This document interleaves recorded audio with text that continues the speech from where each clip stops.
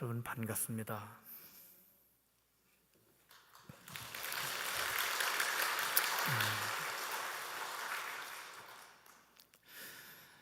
귀한 성회인데, 신년 축복 성회인데 우리 감리사님 감사합니다.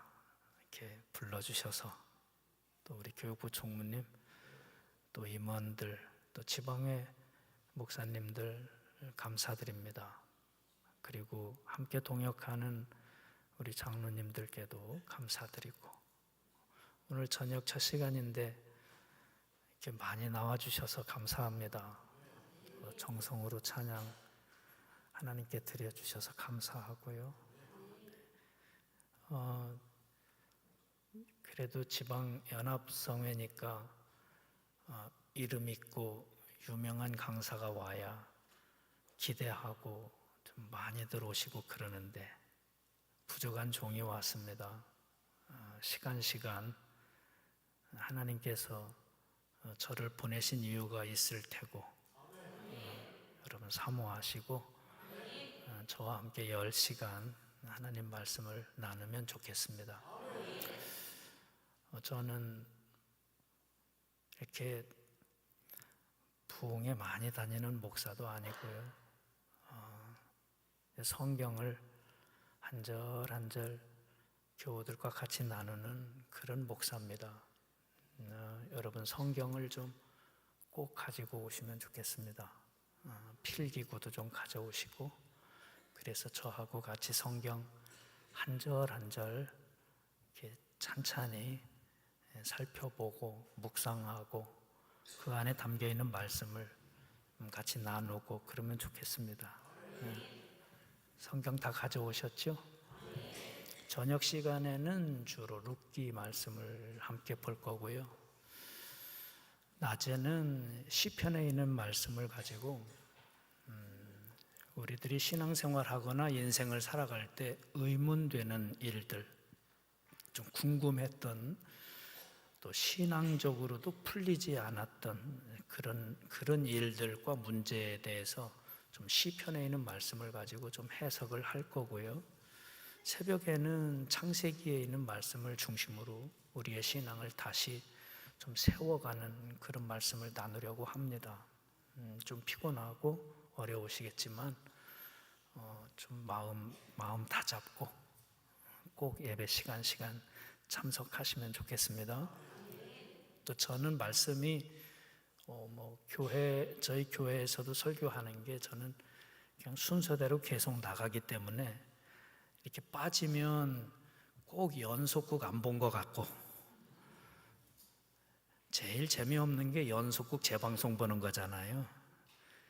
그때 그래도 들어야 좋지. 그러니까 꼭 시간 오셔서 말씀 들으면 좋겠습니다.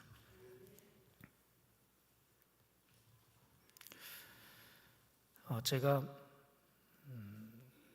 안 믿는 집에서 고등학교 때 교회를 다니기 시작을 했고, 어머니는 좀 굿하는 걸 참 좋아하셨습니다. 그러다가 이제 제가 신학대학 원서를 냈는데 아버지 도장을 몰래 훔쳐서 찍어서 원서 냈는데 이제 합격이 돼서 이제 학교를 가게 됐고, 어머니도 아들을 위해서 내가 교회 나가야지, 그때부터 이제 굿하고 이런 거 다 끊으시고, 이제 절에 나가시던 거 이제 다 끊으시고 이제 교회를 다니기 시작하셨습니다. 제가 신학교를 3월에 입학했으니까 어머니도 그때쯤 나오셨고, 그러다가 11월 달 추수감사절이 됐는데 주일인데 어머니가 교회를 안 가신대요. 오늘은 너 혼자 가라. 그래서 엄마 오늘 추수감사절이에요. 난 오늘 안 갈랜다. 너 혼자 다녀와라. 엄마 주일인데, 오늘 추수감사절인데 안 가시면 어떻게 해요? 아니 난 오늘은 안 갈랜다. 자꾸 그러세요. 그래서 왜 그러시냐고 했는데 얘기를 안 하시는 거예요. 그래서 계속 물어봤죠. 엄마 왜 안 가실라 그래요? 무슨 일 있어요? 그랬더니 돈이 없다. 저희 집이 좀 가난했어요. 엄마가 교회 나온 지 뭐 그렇게 오래는 안 됐죠. 뭐 한 7, 8개월 됐는데 이렇게 교회 가니까 헌금을 하는 거예요. 근데 이제 추수감사절이니까 헌금을 좀 많이 해야 된다라는 그 생각을 가지셨던 것 같아요. 근데 그렇게 드릴 돈이 없었던 거죠. 엄마, 추수감사절은 물론 이제 감사 헌금도 내야 되는데 괜찮아, 없으면 어때? 우리 가서 마음을 드리면 되지. 근데 엄마는 끝내 안 가시려고 했어요.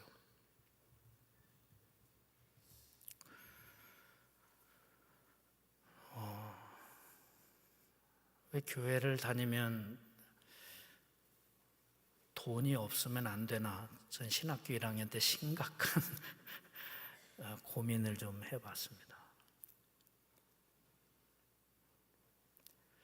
연합성회 하고 그러면 이렇게 강사 목사님이 이렇게 다 읽고 기도하고 하는 것 좀 지루하시죠?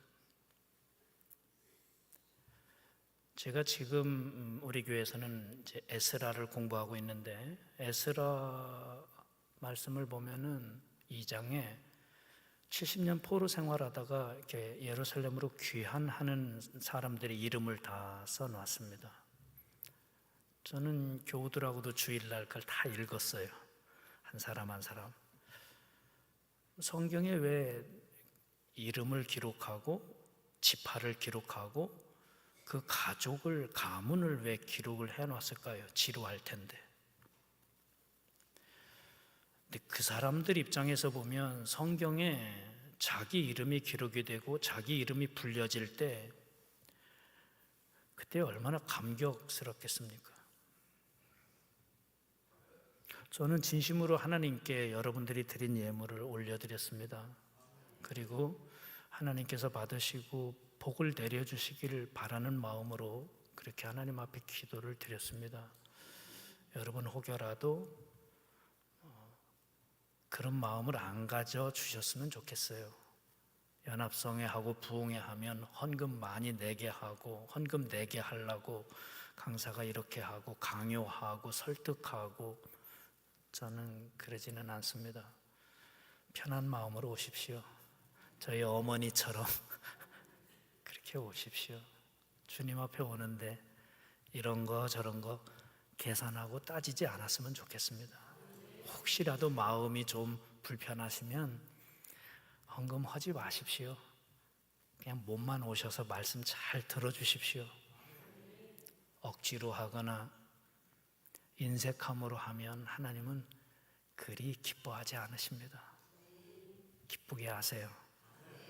여러분이 각자 개교회에서 신앙생활하는 것도 하나님 섬기는 것도 기쁘게 하세요. 억지로 하지 마세요. 저 기쁘게 아셨죠? 우리 하나님은 그거 다 아세요. 설교 시간은 1시간을 넘지 않도록 할 겁니다. 새벽과 낮에는 그보다 더 짧을 수도 있고요. 그러니까 너무 길지 않을까 걱정하지 않으셔도 됩니다.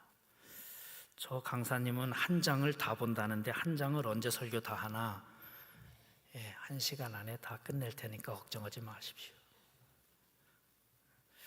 오늘은 룻기 1장 말씀을 다 볼 겁니다. 룻기 1장. 여러분 성경을 펴보십시오. 룻기입니다. 룻기. 룻에 대한 기록이죠. 룻. 룻은 사람 이름입니다.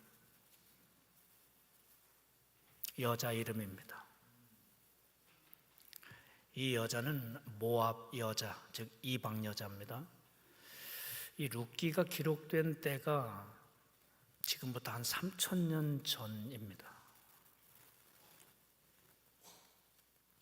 예수님 당시에도 숫자를 셀 때 여자는 안 셌거든요.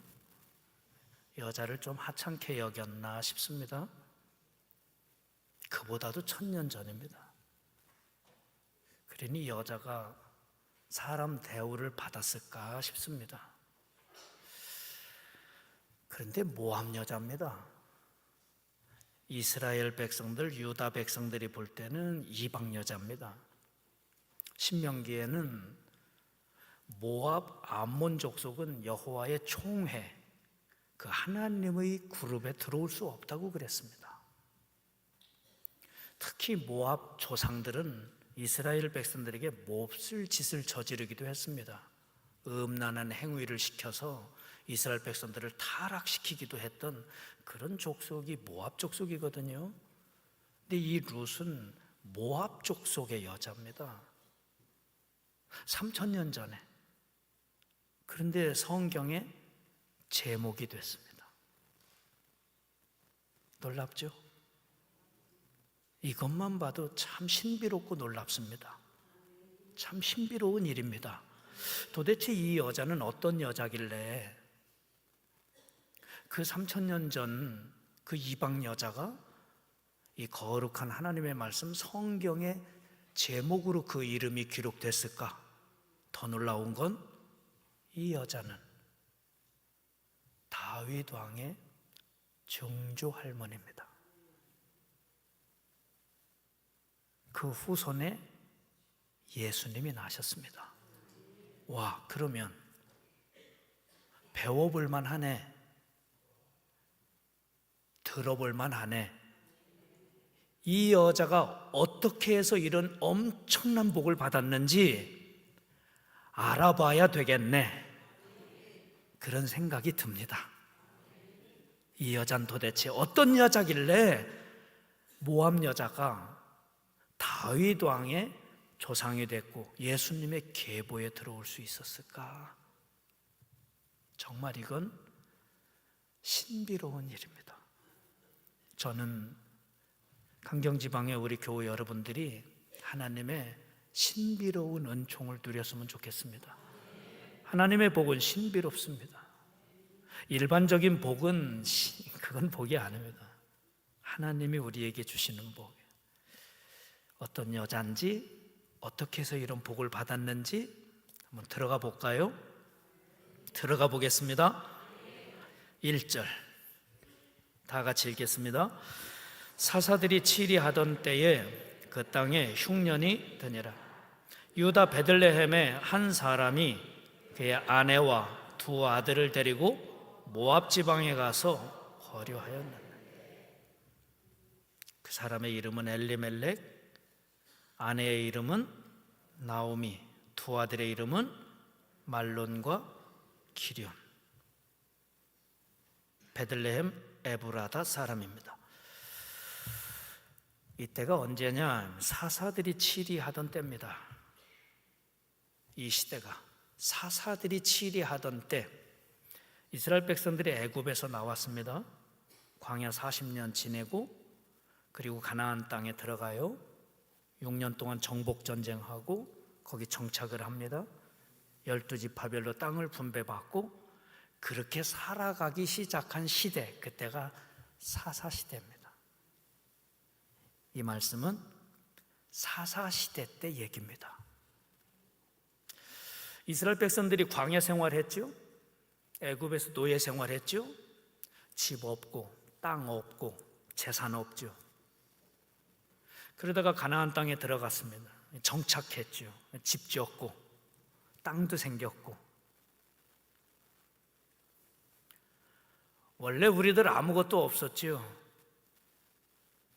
집 없고 땅 없고 월세 전전하고 전세 전전하고 그러다가 어떻게 열심히 살다 보니 집도 하나 생겼고 땅도 좀 생겼고 자동차도 생겼고.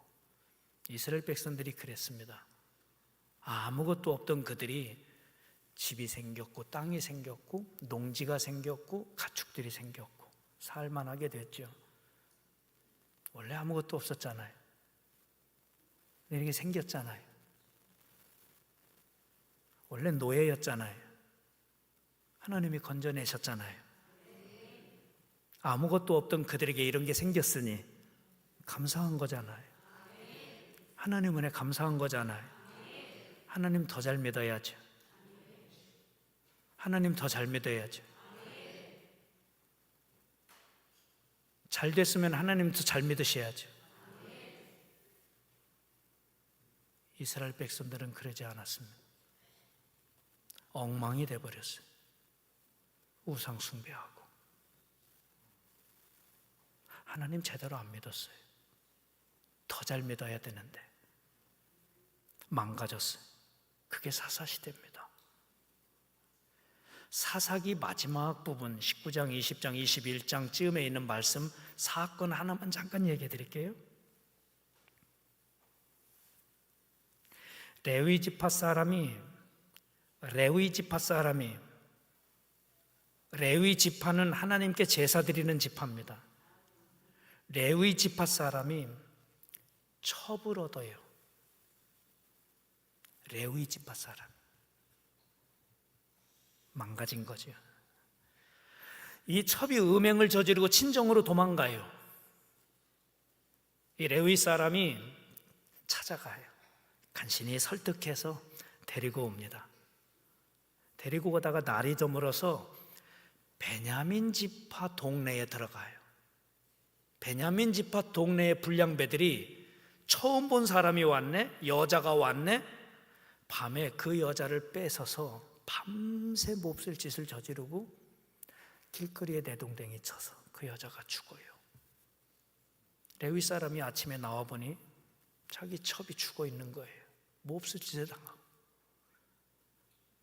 그 시체를 끌어안고 자기 집으로 온 뒤에 시체를 12도망을 내요.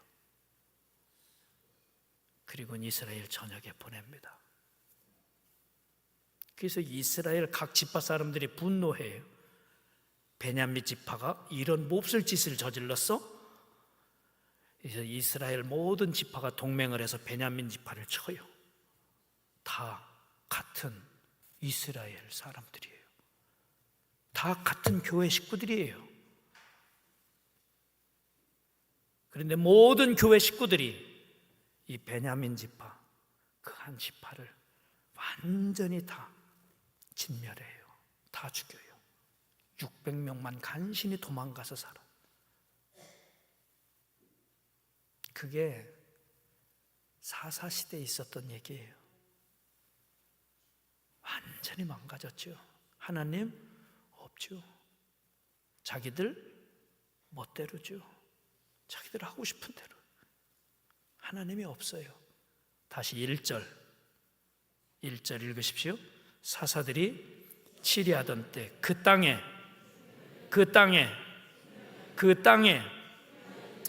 레위기에 보면은 흉년, 기근은 언약 백성을 치리하는 하나님의 방법이에요.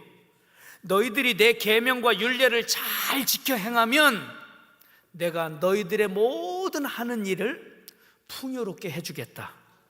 그러나 너희가 내 계명과 율례를 떠나면 폐병, 열병을 보내고 너희들 토지 소산에 거둘 것이 없도록 내가 하늘을 철과 같이 만들겠다. 흉년이 오겠다는 거예요. 흉년은 언약 백성이 하나님을 떠났을 때 치리하는 하나님의 방법이에요. 이 언약 백성들이 다시 하나님께로 돌아오게 하기 위한 하나님의 치리 방법이 흉년입니다. 보십시오. 사사들이 치리하던 때, 자기들 멋대로 하던 때, 하나님 없이 살던 때 흉년이 온 겁니다. 하나님의 치리죠. 하나님이 하시는 거죠. 어떻게 해야 될까요?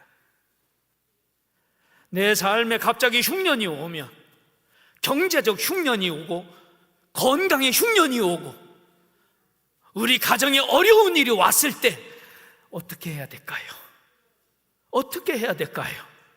엎드려야 합니다. 엎드리면 살려주세요. 하나님이 부르실 때 하나님 앞에 오면 살려주세요.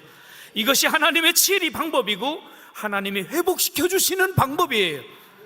그런데 베들레헴의 한 가족이 하나님 앞에 엎드리지 않고 모압이라고 하는 땅으로 이민을 가요.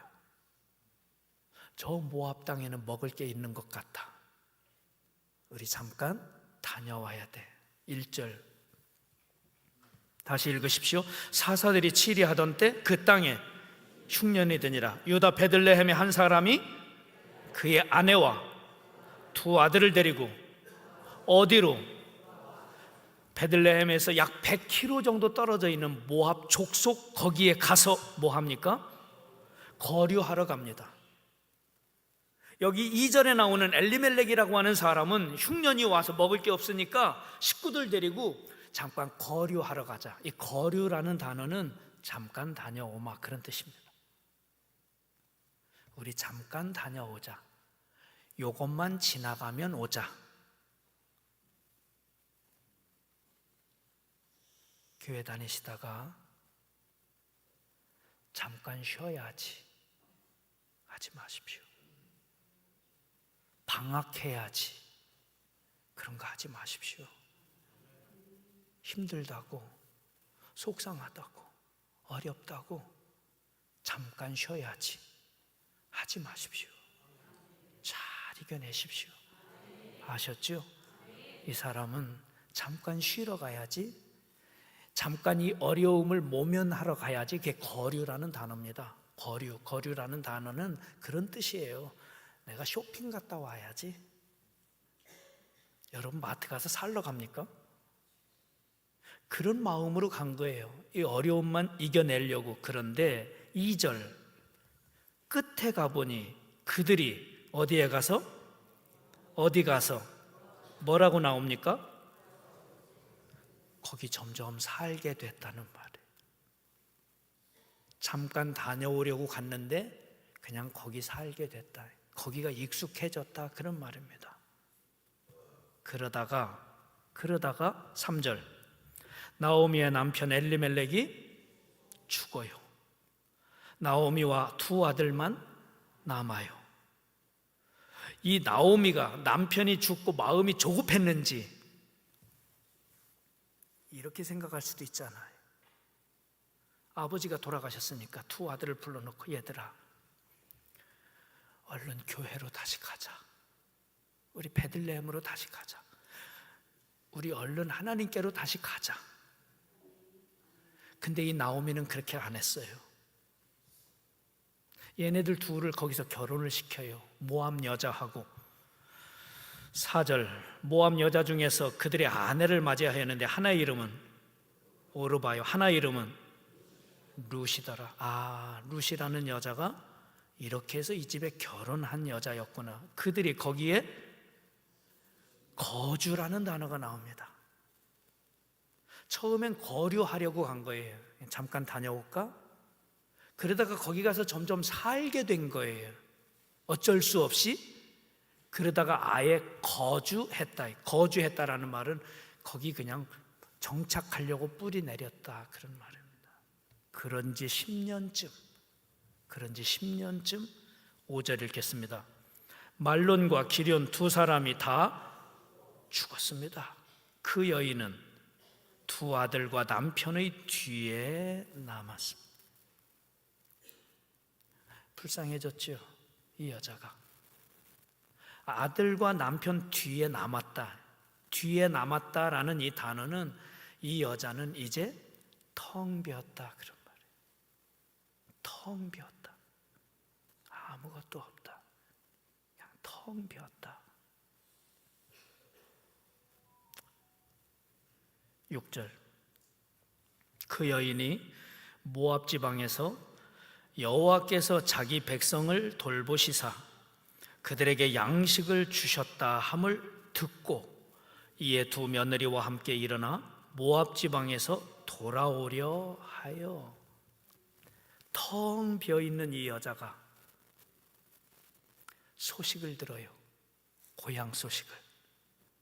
하나님이 양식을 주셨대. 하나님의 양식이라는 소식을 들어요. 하나님의 양식은, 오늘 우리에게 하나님의 양식은 이게 말씀이잖아요. 이 나오미에게 말씀이 들려온 거죠. 그런데 사실은 하나님의 말씀은 계속 들려온 거예요. 남편이 죽었을 때도 사실은 하나님의 말씀이 들려왔던 거예요.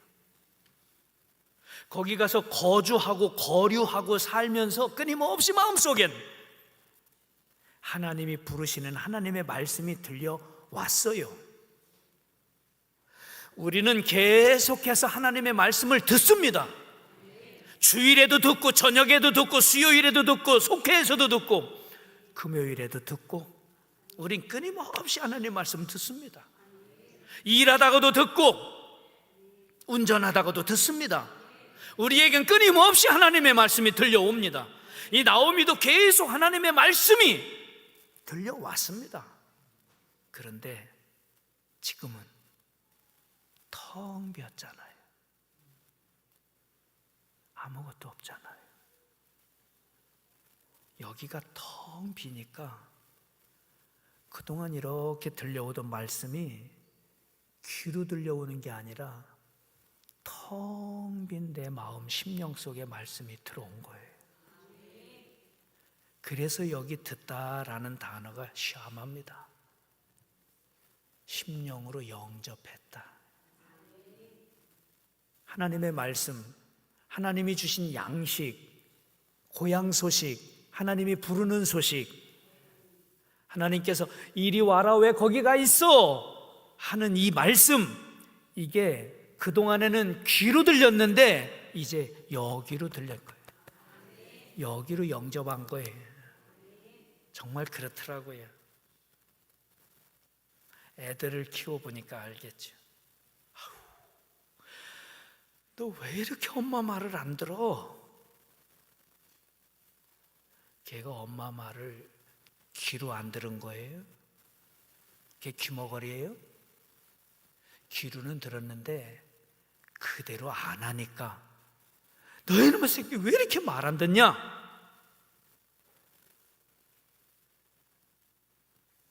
목사님들은 이런 경험 많으실 것 같아요.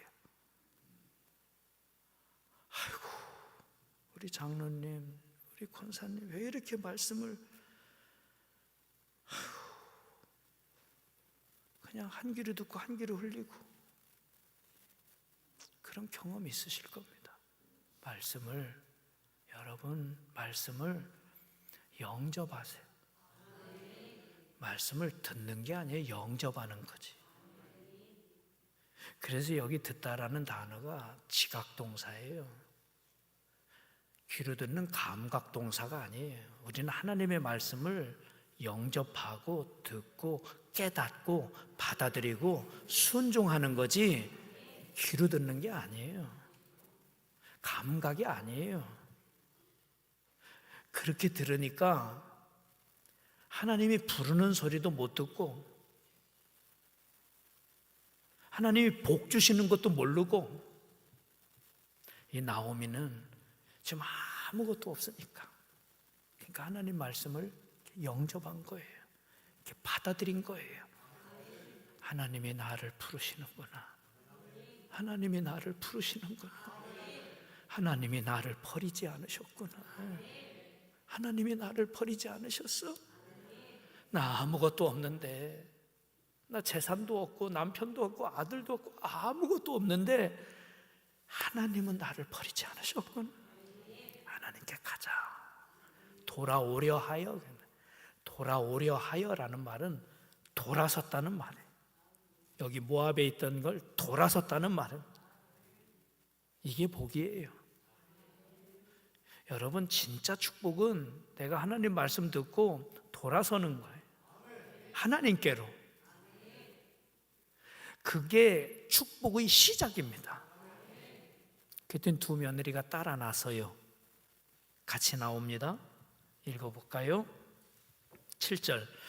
있던 곳에서 나오고 두 며느리도 그와 함께 하여 유다 땅으로 돌아오려고 길을 가다가 모압 땅에서 나왔어요. 베들레헴을 향해서 이렇게 걸어서 가다가 길에서 있는 얘기를 써놓은 겁니다. 가다가 길에서 나오미가 두 며느리에게 이렇게 얘기합니다. 8절. 너희는 각기 너희 어머니의 집으로 돌아가거라. 친정으로 가거라. 나오미가 고향으로 돌아올 때 두 며느리가 따라오는데 가만히 생각해 보니까 얘들은 나를 따라가면 고생할 것 같아요. 결혼했는데 아직 자식도 안 낳았어요. 충분히 재혼할 수 있죠. 그러니 친정으로 가라. 가서 재혼해서 잘 살거라. 8절, 너희가 죽은 자들과 나를 선대한 것 같이 여호와께서 너희를 선대하시기를 원한다. 나오미는 두 며느리에게 이런 얘기를 하고 있습니다. 너희는 나에게 선대했다. 선하게 나를 대했다. 착하게 대했다.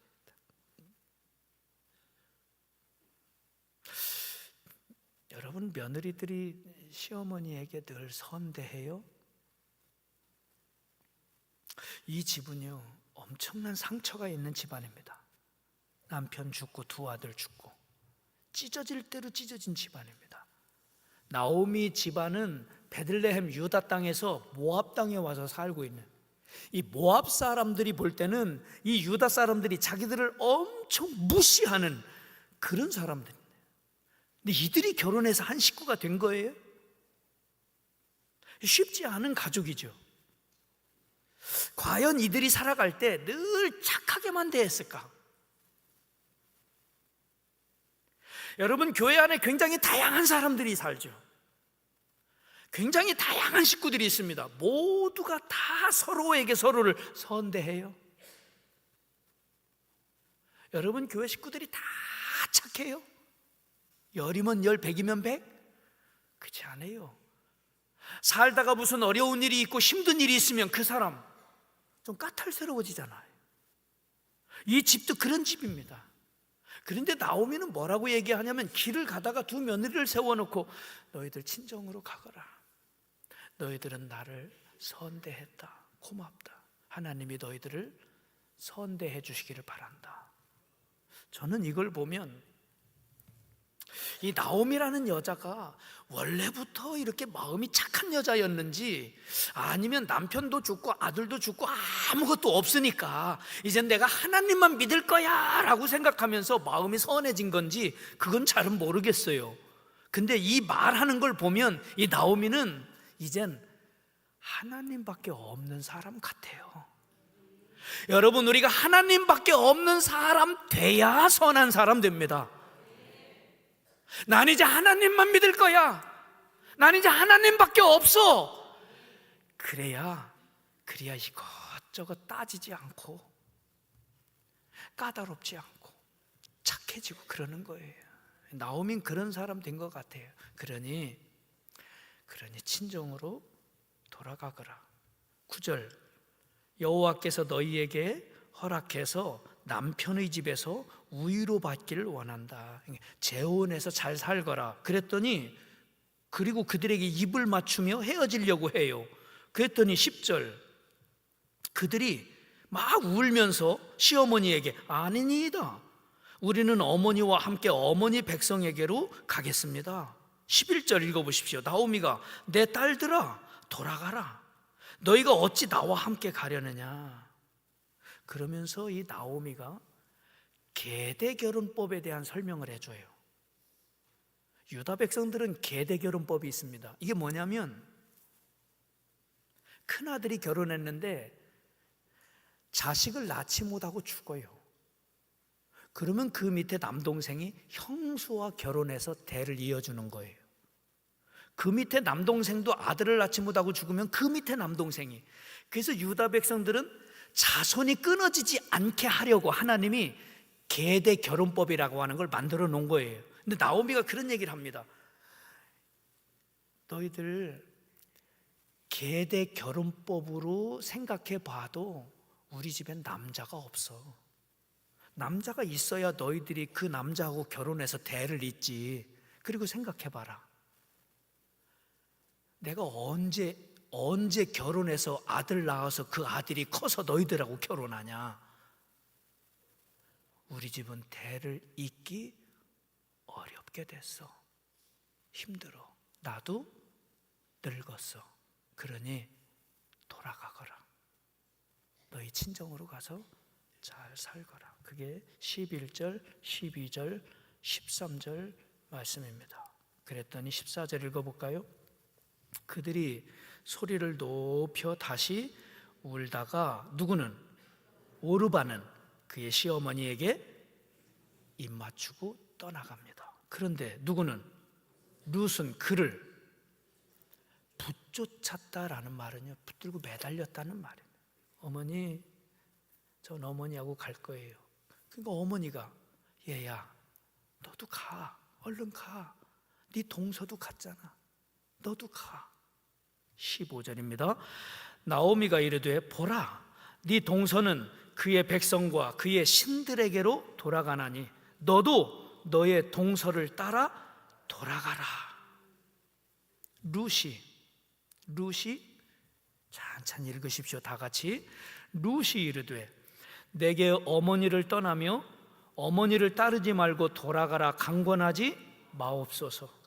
어머니께서 가시는 곳에 나도 가고 어머니께서 머무시는 곳에서 나도 머물겠나이다. 어머니의 백성이 나의 백성이 되고 어머니의 하나님이 나의 하나님이 되시리니 어머니께서 죽으시는 곳에서 나도 죽어 거기 묻힐 것이라.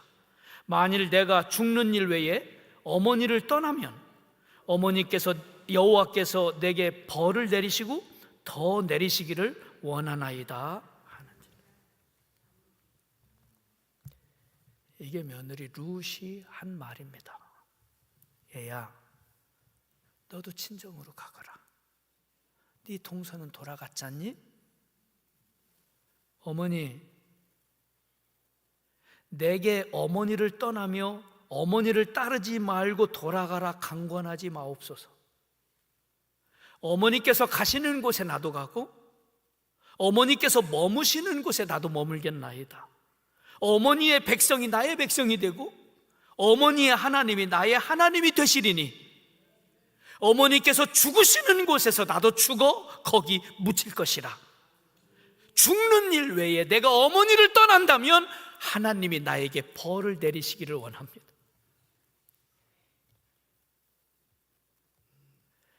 이게 모함 여자 룻이 한 얘기입니다. 이게 하나님 백성이 한 얘기가 아닙니다. 하나님 백성은 사사시대에 망가질 대로 망가졌습니다. 하나님을 필요로 하지 않는 사람들이 돼버렸습니다. 그렇게 오랫동안 하나님을 믿고 교회 다녔는데 입에서 나오는 말을 보면 형편없습니다. 싸납고 거칠고 막하고 함부로 하고 존중이 없습니다. 이스라엘 백성들은 그랬습니다. 그런데 모함 여자가 길거리에서 어머니, 나는 어머니와 함께 갈 겁니다. 어머니 죽는 데까지 따라갈 겁니다. 어머니 백성이 내 백성이 어디 있어야 편합니까? 모압 여자가 모압 땅에 있어야 편하지. 그런데 하나님의 백성이 내 백성이라는 겁니다. 어머니의 하나님을 나도 믿겠다는 겁니다. 나는 이제 어머니 따라가서 교회 나가겠다는 겁니다. 나는 내가 그동안 믿어왔던 모압의 그 타락한 신을 믿는 것이 아니라 나는 이제 창조주 하나님을 믿겠다는 겁니다.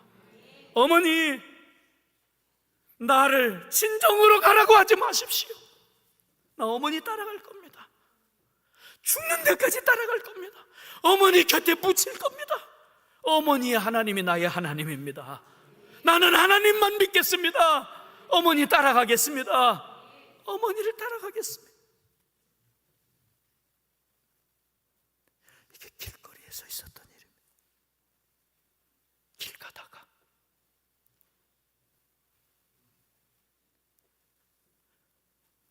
나오미가, 시어머니가 며느리를 위해서 너 친정으로 가거라. 나 따라오면 고생한다. 어머니, 저 어머니 따라갈 거예요. 저 이제 하나님 믿을 거예요. 저 교회 다닐 거예요. 전 이제 하나님 믿고 살 거예요. 시어머니와 모함 여자 룻 며느리가 나누는 이 대화, 여러분, 이 대화를 누가 듣고 있습니까? 이 대화를 하나님이 듣고 계십니다. 하나님, 바로 위에 하나님이 이 대화를 듣고 있습니다. 우리의 모든 대화는 하나님이 들으십니다. 입술로 범죄하지 마십시오. 우리의 모든 대화를 하나님이 다 들으십니다. 하나님이 얼마나 좋으셨을까요? 하나님이 루시 하는 이 얘기를 들으시고 하나님이 얼마나 기쁘셨을까요? 여러분 한번 생각해 봅시다. 하나님 마음이 어떤 사람을 향할까요? 하나님 마음이 어떤 목사님을 향할까요? 하나님 마음이 어떤 장로님을 향할까요? 이 땅엔 수많은 교회가 있고 수많은 목사님이 있고 수많은 장로님과 교인들이 있습니다. 하나님 마음이 어떤 교회를 향할까요? 하나님 마음이 어떤 목사님을 향할까요? 하나님 마음이 나오미를 향하고 하나님 마음이 룻을 향합니다. 너희들이 하는 얘기를 내가 다 들었다. 너희들 마음을 내가 안다. 이제 내가 너희들 책임지고 내가 너희들 지켜주고 내가 너희들 먹여주고 내가 너희들 축복한다. 하나님 마음이 그러지 않을까요? 하나님이 위에서 보고 계시면서 그러지 않을까요? 내가 기쁘구나. 여러분은 하나님을 향해 이런 고백을 해보신 적 있습니까? 하나님 아버지, 나는 이제 하나님만 믿겠습니다. 하나님이 나의 하나님이십니다. 이 세상 그 무엇과 바꿀 수 없습니다. 하나님이 나의 생명입니다. 하나님은 내 생명보다도 존귀하십니다. 하나님이 창조주이십니다. 나는 하나님을 떠나지 않을 겁니다. 죽을 때까지 하나님을 떠나지 않을 겁니다. 라는 고백을 해보셨습니까? 우리가 하나님을 향해 이런 고백을 한다면 우리 하나님이 얼마나 좋아하실까요? 그래, 내가 네 마음의 고백을 들었다. 내가 네 마음을 안다. 이제 내가 너를 지켜줄 거야. 이제 내가 너 책임질 거야. 절대로 굶지 않게 해줄 거야. 하나님 마음이 누구를 향할까요? 나오미가, 시어머니가, 그래 며느라 고맙구나. 같이 가자.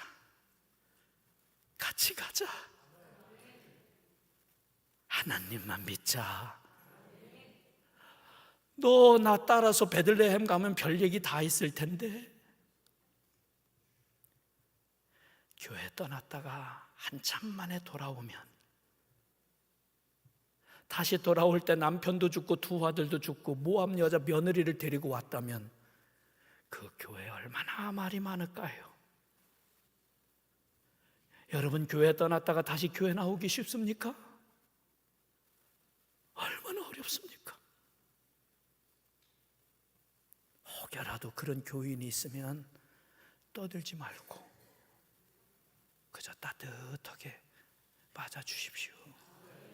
보십시오. 시어머니가 며느리 데리고 19절,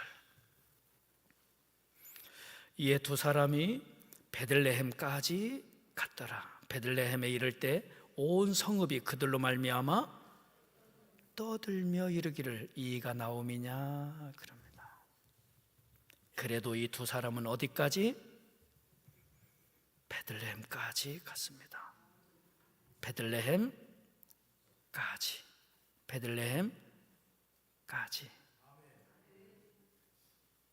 이 두 사람이 베들레헴까지. 여러분, 천국까지.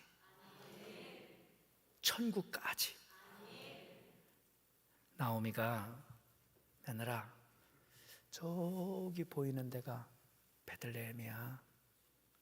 내가 살던 동네인데 우리가 가면 이런저런 얘기 참 많을 텐데 요 주변에서 살까? 주변에서. 그럼 요 근처에서 살지 뭐. 그게 낫겠지? 여러분, 신앙생활 할 때요. 신앙생활 할 때 근처에서 하지 마십시오. 근처에서. 예배 드릴 때도 근처에서 예배 드리지 마십시오. 온전히 하자는 겁니다. 온전히. 봉사도, 헌신도, 예배도, 찬양도, 기도도, 선교도 온전히 하십시오. 온전히. 베들레헴까지, 하나님 나라까지 근처에서 비슷하게, 하나님 비슷하게 믿지 마세요. 비슷하게. 하나님 저 여기 베들레헴 거의 다 왔어요? 아니에요. 무슨 얘기가 있든지 누가 뭐라고 하든지 베들레헴까지, 저 하나님 앞에까지 오는 겁니다. 아셨죠? 베들레헴까지. 수요일 저녁까지.